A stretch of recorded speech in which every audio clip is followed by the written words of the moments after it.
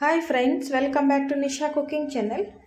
ಇವತ್ತು ನೋಡ್ರಿ ನಾನು ನಿಮಗೆ ಮಾಡಿ ತೋರಿಸ್ತಾ ಇದ್ದೀನಿ ಹೆಲ್ತಿ ಆದಂಥ ವೆಯ್ಟ್ ಲಾಸ್ ರೆಸಿಪಿನ ಮಾಡಿ ತೋರಿಸ್ತಾ ಇದ್ದೀನಿ. ನೋಡಿರಿ, ಇದನ್ನು ವೆಯ್ಟ್ ಲಾಸ್ ಮಾಡೋರಾದರೂ ತಿನ್ಬೋದು ಅಥವಾ ಲಂಚ್ ಬಾಕ್ಸಿಗಾದರೂ ಪ್ರಿಪೇರ್ ಮಾಡ್ಬೋದು. ಬೆಳಗ್ಗೆ ಇನ್ಸ್ಟಂಟಾಗಿ ನಾವೇನಾದರೂ ಬ್ರೇಕ್ಫಾಸ್ಟ್ ಮಾಡಬೇಕು ಅಂದಾಗ ಸಹಿತ ಇದನ್ನು ಮಾಡ್ಕೊಂಡು ತಿನ್ಬೋದು. ಕ್ವಿಕ್ಕಾಗಿ ಏನಾದರೂ ಟೇಸ್ಟಿಯಾಗಿ ಮಾಡಬೇಕು ಅಂದಾಗ ಈ ರೆಸಿಪಿನ ಒಂದ್ಸರಿ ಟ್ರೈ ಮಾಡಿ ನೋಡಿರಿ, ಖಂಡಿತ ಎಲ್ಲರೂ ಇಷ್ಟಪಡ್ತಾರೆ. ನೋಡಿ ಹಾಗಾದರೆ ಹೇಗೆ ಮಾಡೋದಂತ ಹೇಳಿ. ಈ ವಿಡಿಯೋ ರೆಸಿಪಿ ನಿಮಗೆ ಇಷ್ಟ ಅನಿಸಿದ್ರೆ ನಮ್ಮ ಚಾನಲ್ಗೆ ಸಬ್ಸ್ಕ್ರೈಬ್ ಮಾಡ್ಕೊಳ್ರಿ, ಬೆಲ್ಲೈಕನ್ನ ಪ್ರೆಸ್ ಮಾಡಿ, ವಿಡಿಯೋನ ಸ್ಕಿಪ್ ಮಾಡದೆ ನೋಡಿ. ಹಾಗಾದರೆ ನೋಡಿ, ಇಲ್ಲಿ ಏನೇನು ಇಂಗ್ರೀಡಿಯೆಂಟ್ಸನ್ನು ಬಳಸಿ ಮಾಡ್ತಾ ಇದ್ದೀನಿ ಅಂತ ಹೇಳ್ತಾ ಇದ್ದೀನಿ. ನೋಡಿ, ಇಲ್ಲಿ ನಾನು 1 ಕಪ್ಪಷ್ಟು ಜೋಳದ ಹಿಟ್ಟನ್ನು ತೊಗೊಂಡಿದ್ದೀನಿ. ಇವತ್ತು ಜೋಳದ ಹಿಟ್ಟಿನಿಂದ ಬ್ರೇಕ್ಫಾಸ್ಟ್ ರೆಸಿಪಿನ ನಿಮ್ಮ ಜೊತೆ ಶೇರ್ ಮಾಡ್ತಾ ಇದ್ದೀನಿ. ನೋಡಿರಿ, ಇಲ್ಲಿ 1 ಕಪ್ಪಷ್ಟು ಬಳಸ್ತಾ ಇದ್ದೀನಿ. ನೀವು ಜಾಸ್ತಿ ಮಾಡೋರಿದ್ದರೆ ಇನ್ನೂ ನೀವು ಇದನ್ನು ಜಾಸ್ತಿ ಹಿಟ್ಟನ್ನು ಬಳಸ್ಬೋದು. ಇದಕ್ಕೆ ತರಕಾರಿಯಾಗಿ ನಾನಿಲ್ಲಿ ಕ್ಯಾಬೇಜನ್ನು ತೊಗೊಂಡಿದ್ದೀನಿ. ಆದರೆ ಪೂರ್ತಿ ಬಳಸಲ್ಲ, ಒಂದು ಅರ್ಧ ಕ್ಯಾಬೇಜಷ್ಟು ಬಳಸ್ತೀನಿ. 1 ಕ್ಯಾರೆಟ್ ಮತ್ತು 1 ಉಳ್ಳಾಗಡ್ಡಿನ ತೊಗೊಂಡಿದ್ದೀನಿ. ನೀವು ಮಾಡೋ ಕ್ವಾಂಟಿಟಿ ಮೇಲೆ ನೀವು ಜಾಸ್ತಿ ಇನ್ನೂ ಬಳಸ್ಬೋದು.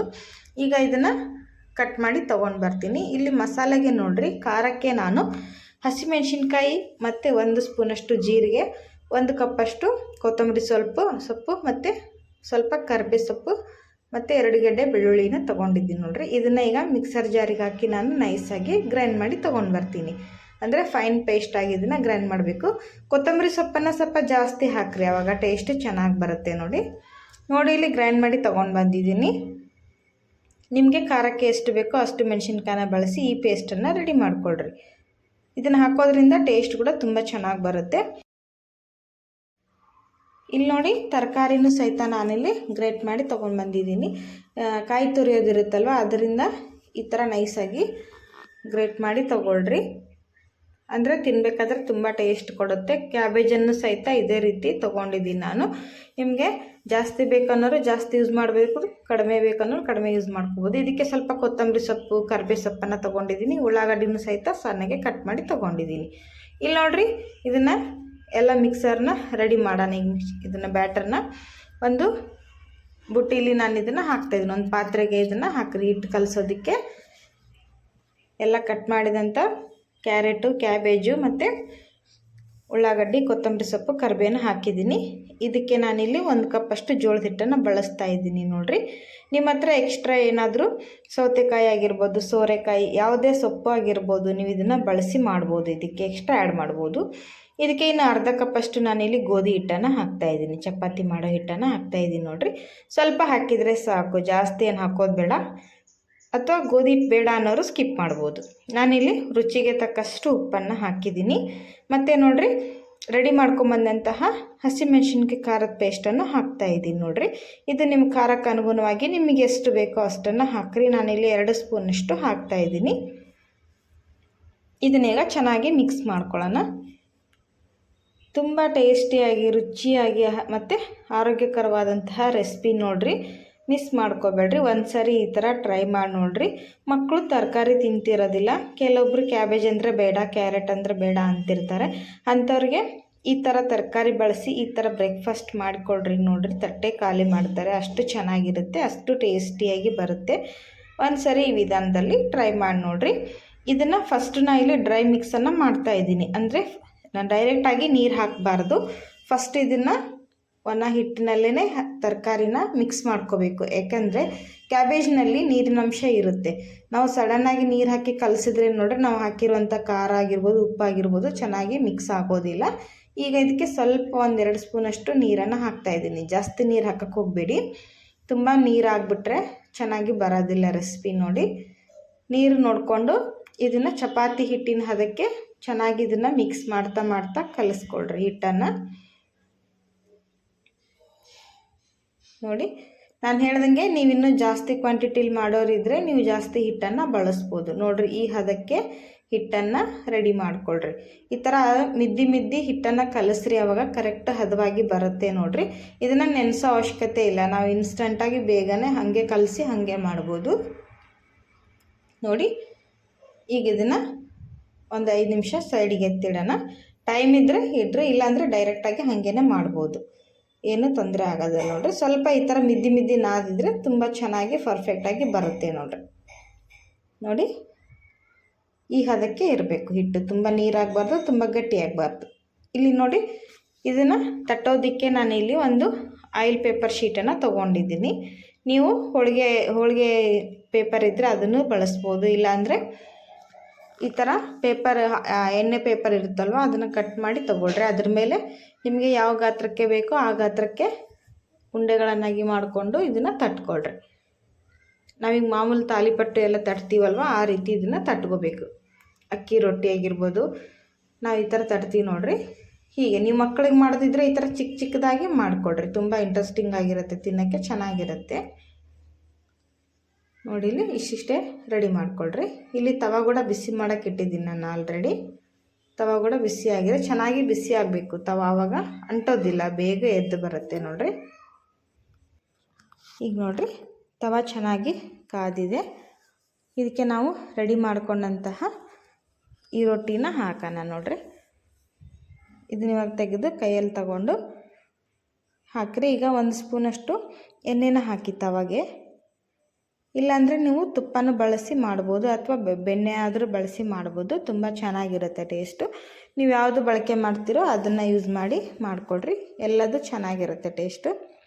ನೋಡಿರಿ ಈ ಥರ ಕೈಯಲ್ಲಿ ತೊಗೊಂಡ್ಬಿಟ್ಟು ಹಾಕಿ ನೋಡಿ. ಈಗ ಇದನ್ನು ತವಾದ ಮೇಲೆ ಈ ಥರ ಹಾಕಿ 2 ಕಡೆ ಚೆನ್ನಾಗಿ ಇದನ್ನು ಬೇಯಿಸ್ಕೋಬೇಕು.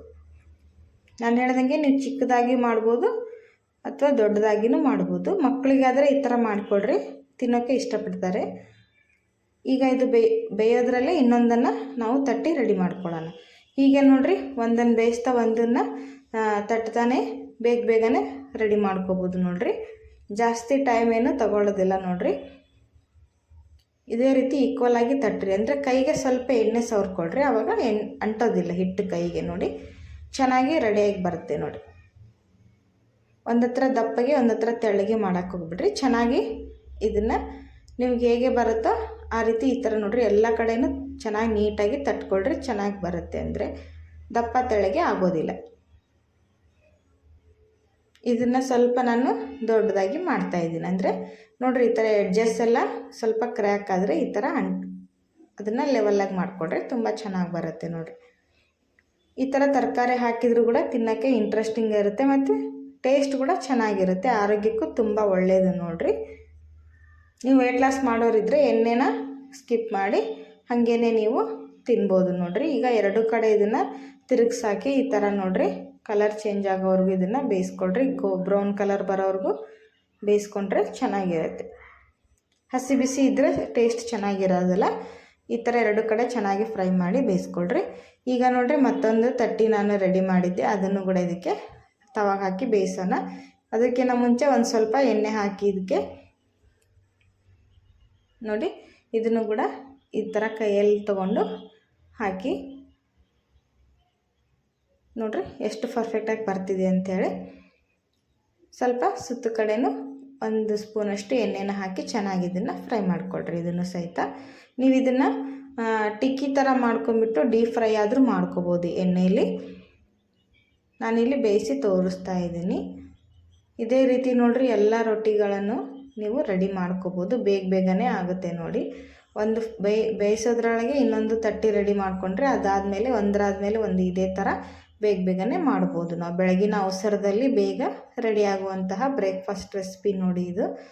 ಒಂದು ಸರಿ ಟ್ರೈ ಮಾಡಿ ನೋಡಿರಿ, ಖಂಡಿತ ಎಲ್ಲರೂ ಇಷ್ಟಪಡ್ತಾರೆ. ತರಕಾರಿ ತಿನ್ನದೇ ಇದ್ದವರು ಸಹಿತ ಈ ಥರ ಮಾಡಿಕೊಟ್ರೆ ನೋಡಿರಿ ಎಲ್ಲದು ಖಾಲಿ ಮಾಡಿ ಇಡ್ತಾರೆ ನೋಡಿರಿ, ಅಷ್ಟು ಚೆನ್ನಾಗಿ ಬರುತ್ತೆ. ಲಂಚ್ ಬಾಕ್ಸಿಗಂತೂ ಹೇಳಿ ಮಾಡಿಸೋಂಥ ರೆಸಿಪಿ ನೋಡಿರಿ ಇದು. ನಾವು ಮಾಮೂಲಾಗಿ ರೈಸ್ ಅದೆಲ್ಲ ಕಟ್ತಿರ್ತೀವಿ, ಈ ಥರ ಹೆಲ್ದಿಯಾಗಿ ಟೇಸ್ಟಿಯಾಗಿ ಮಾಡಿ ನೋಡಿರಿ, ಬಾಕ್ಸನ್ನೇ ಖಾಲಿ ಮಾಡ್ಕೊಂಬರ್ತಾರೆ ಮಕ್ಕಳು, ಅಷ್ಟು ಚೆನ್ನಾಗಿರುತ್ತೆ.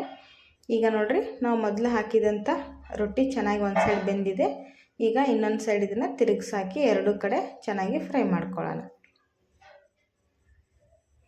ನಿಮಗೆ ಇಷ್ಟ ಇದ್ದರೆ ನಾನು ಹೇಳ್ದಂಗೆ ತುಪ್ಪ ಹಾಕಿನೂ ನೀವು ಬೇಯಿಸ್ಕೋಬೋದು ಅಥವಾ ಬೆಣ್ಣೆ ಹಾಕಿದ್ರೂ ಇದನ್ನು ಬೇಯಿಸ್ಬೋದು ನೋಡಿರಿ. ಯಾವ್ದು ಹಾಕಿದ್ರೂ ಟೇಸ್ಟು ಚೆನ್ನಾಗಿರುತ್ತೆ. ನೀವು ಈ ಥರ ಒಂದು ತಿಂದರೆ ಸಾಕು ನೋಡಿರಿ ಬೆಳಗ್ಗೆ, ಇದು ಫುಲ್ ಮೀಲ್ ಅಂತ ಹೇಳ್ಬೋದು ನೋಡಿ. ಇದು ಕೂಡ 2 ಕಡೆ ಚೆನ್ನಾಗಿ ಫ್ರೈ ಆಗಿದೆ. ಈಗ ಇದನ್ನು ತೆಗೆದು ಪ್ಲೇಟಿಗೆ ಹಾಕೋಣ. ಇದೇ ರೀತಿ ಎಲ್ಲ ರೊಟ್ಟಿಗಳನ್ನು ನೀವು ರೆಡಿ ಮಾಡಿಕೊಡ್ರಿ.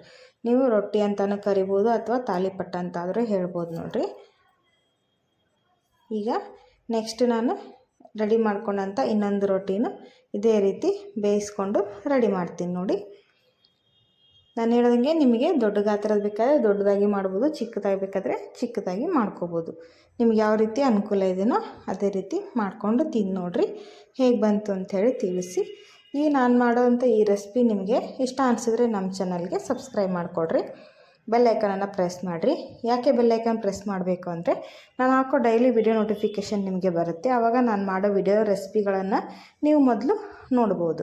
ಹಾಗೆ ಈ ವಿಡಿಯೋ ರೆಸಿಪಿ ನಿಮ್ಗೆ ಇಷ್ಟ ಅನಿಸಿದರೆ ದಯವಿಟ್ಟು ವಿಡಿಯೋಗೊಂದು ಲೈಕ್ಸ್ ಕೊಡೋದನ್ನು ಮರೆಯೋಕೆ ಹೋಗ್ಬೇಡ್ರಿ. ನಿಮ್ಮ ಲೈಕ್ ಮತ್ತು ಸಬ್ಸ್ಕ್ರೈಬ್ ಒಂದು ಒಳ್ಳೆ ಮೋಟಿವೇಶನ್ ಕೊಟ್ಟಂಗಾಗುತ್ತೆ ನೋಡಿ. ನಾನಿಲ್ಲಿ ಸರ್ವ್ ಮಾಡಿದ್ದೀನಿ ಎಲ್ಲ ರೊಟ್ಟಿಗಳನ್ನು ನೋಡಿರಿ. 1 ಕಪ್ ಹಿಟ್ಟಿನಲ್ಲಿ ಒಂದು 4ರಿಂದ 5 ಜನಕ್ಕೆ ಆಗುವಷ್ಟು ನಾನು ಪ್ರಿಪೇರ್ ಮಾಡಿದ್ದೀನಿ. ಇದೇ ರೀತಿ ನೀವು ಜಾಸ್ತಿ ಬೇಕಾದರೆ ಜಾಸ್ತಿ ಕ್ವಾಂಟಿಟಿಯಲ್ಲೂ ಮಾಡ್ಕೋಬೋದು ನೋಡಿರಿ. ತುಂಬ ಸಾಫ್ಟಾಗಿ ಬಂದಿದೆ, ತುಂಬ ಟೇಸ್ಟಿಯಾಗಿದೆ. ನೋಡ್ತಾ ಇರ್ಬೋದು, ನೀವು ನೋಡ್ತಿದ್ರೇ ಬಾಯಲ್ಲಿ ನೀರು ಬರ್ತಾಯಿದೆ. ತುಂಬ ಟೇಸ್ಟಿಯಾಗಿ ರೆಡಿಯಾದಂತಹ ತರಕಾರಿ ರೊಟ್ಟಿ ಅನ್ಬೋದು ಅಥವಾ ತಾಲಿಪಟ್ಟು ಏನೇ ಅಂದ್ಕೊಂಡ್ರು ನೋಡಿರಿ, ರುಚಿ ಮಾತ್ರ ತುಂಬ ಅದ್ಭುತವಾಗಿ ಬರ್ತಾಯಿದೆ. ನಾನು ಇವತ್ತು ಇದನ್ನು ಶೇಂಗಾ ಚಟ್ನಿ ಜೊತೆ ಸರ್ವ್ ಮಾಡ್ತಾಯಿದ್ದೀನಿ. ಇದೇ ರೀತಿ ನೀವು ಕೂಡ ಮಾಡ್ಕೊಂಡು ತಿಂದು ನೋಡಿರಿ, ಖಂಡಿತ ಎಲ್ಲರೂ ಇಷ್ಟಪಡ್ತಾರೆ ನೋಡಿರಿ. ದೊಡ್ಡದು ಕೂಡ ತುಂಬ ಸಾಫ್ಟಾಗಿ ಬಂದಿದೆ, ನೋಡ್ತಾ ಇರ್ಬೋದು. ನೀವು ಲಂಚ್ ಬಾಕ್ಸಿಗೆ ಮಾಡಿಕಟ್ಟಿದ್ರೆ ಇದೇ ರೀತಿ ಸಾಫ್ಟಾಗಿರುತ್ತೆ, ಅಥವಾ ಹೊರಗಡೆ ಎಲ್ಲಾದರೂ ಹೋಗಬೇಕು ಅಂದಾಗೂ ಈ ಥರ ಪ್ರಿಪೇರ್ ಮಾಡಿ ತೊಗೊಂಡು ಹೋಗ್ರಿ, ತುಂಬ ಚೆನ್ನಾಗಿರುತ್ತೆ ತಿನ್ನೋದಕ್ಕೆ ನೋಡಿ. ಹಾಗಾದರೆ ವಿಡಿಯೋ ನೋಡೋದಕ್ಕೆ ಧನ್ಯವಾದಗಳು. ಬಾಯ್.